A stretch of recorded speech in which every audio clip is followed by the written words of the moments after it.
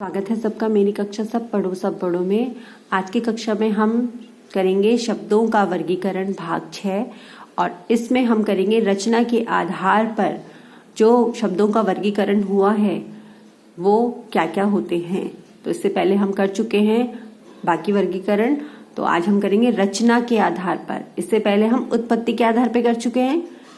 याद, अगर आपने नहीं वीडियोस देखी हैं तो आप देख सकते हैं। तो रचना के आधार पर शब्दों के 3 वर्ग होते हैं, रूढ़ शब्द, यौगिक शब्द, योग रूढ़ शब्द।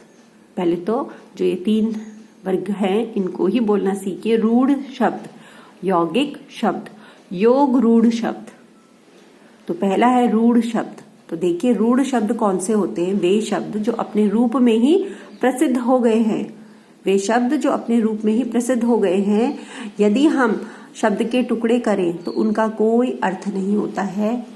जैसे अगर मैं यहाँ पे मैंने लिखा है न था नथ, तो मैं न अलग बोलूं और था अलग बोलूं तो वो सिर्फ एक क्या रह जाएगा?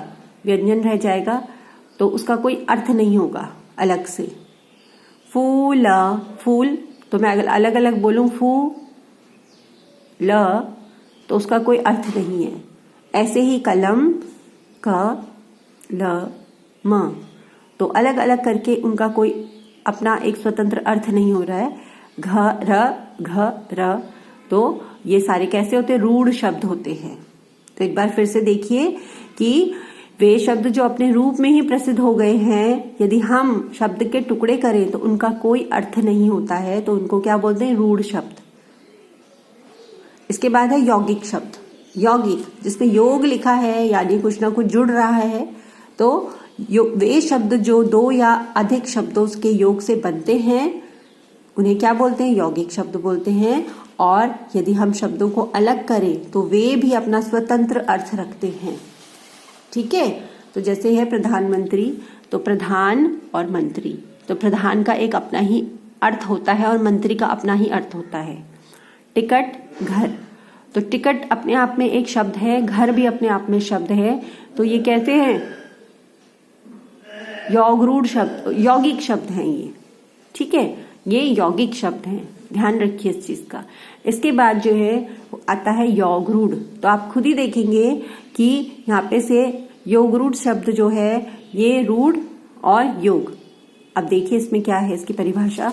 जो शब्द यौगिक होते हुए भी अपने मूल अर्थ से भिन्न किसी विशेष अर्थ के लिए जाने जाते हैं, उन्हें कहा जाता है रूढ़ शब्द।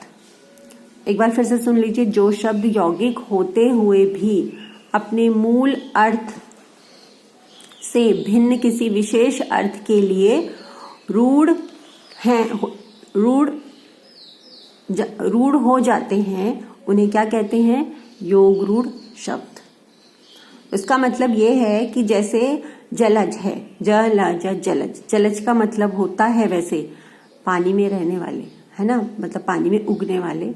तो जलज तो बहुत सारी चीजें होती हैं। अगर हम पानी में तालाब देखें तो तालाब में बहुत सारी चीजें होती हैं। तालाब में कमल है, मछलियां हैं, पेड़ पौधे छोटे छोटे हैं।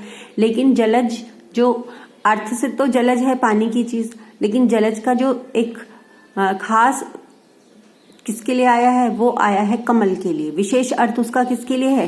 कमल के लिए। तो हर पानी में उगने वाली चीज को हम जलज नहीं कहेंगे, हम जलज सिर्फ कमल को ही कहेंगे। जैसे दूसरा शब्द है चारपाई।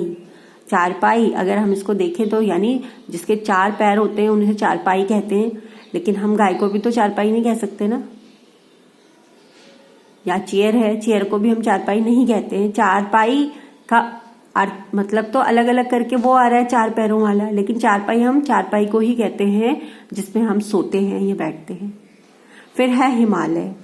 हिमालय का अर्थ तो होता है बर्फ का घर, लेकिन हर बर्फ के घर को या हर ऐसी चीज को जिसमें बर्फ है उसको हम हिमालय नहीं कहते। हिमालय एक खास पर्वत है तो उसका नाम है हिमालय। तो मतलब ये जो है शब्द जो है विशेष अर्थ रखते हैं ये। जैसे पीताम्बर, पीताम्बर मतलब जिसके कपड़े कैसे हों? पीले हों, तो उसको क्या बोलते हैं? उनको कृष्ण को बोलते हैं। तो हर किसी को जो भी कोई भी पीले कपड़े पहन लेगा तो हम उसे पीताम्बर नहीं बोलेंगे। पीताम्बर का मतलब है कृष्ण। तो यहाँ पर ये बहुत सुंदर इनके अर्थ हैं, आप इन्हें बार बार पढ़िए। और एक समय में अगर एक ही विषय आप पढ़ेंगे, शब्दों के वर्गीकरण में शब्दों का एक ही वर्ग अगर पढ़ेंगे तभी आपको अच्छे से समझ आएगा। और मैं वीडियोस भी इसीलिए बना रही हूँ ताकि बच्चे जो है थोड़े समय के लिए मुझसे जुड़े, लेकिन उन्हें एक विषय जो है उनके सामने विषय का स्पष्ट ज्ञान हो जाए। तो ये मेरा प्रयास है, कोशिश है। मैं ये नहीं बोलूँगी कि मुझसे कोई गलतियाँ नहीं होती हैं, मुझसे भी गलतियाँ हो रही होंगी, लेकिन मैं अपनी तरफ से आपको समझाने का प्रयास कर रही हूँ और आप भी अपनी तरफ से पूरी तरह समझने का प्रयास कीजिए। इन्हें लिखिए, पढ़िए, जानिए और हिंदी में अपनी रुचि बढ़ाइए। तो मिलेंगे अगली कक्षा में, तब तक सब पढ़ो सब बढ़ो। और इन वीडियोस को लाइक, शेयर, सब्सक्राइब ज़रूर कीजिए। आपका दिन शुभ हो।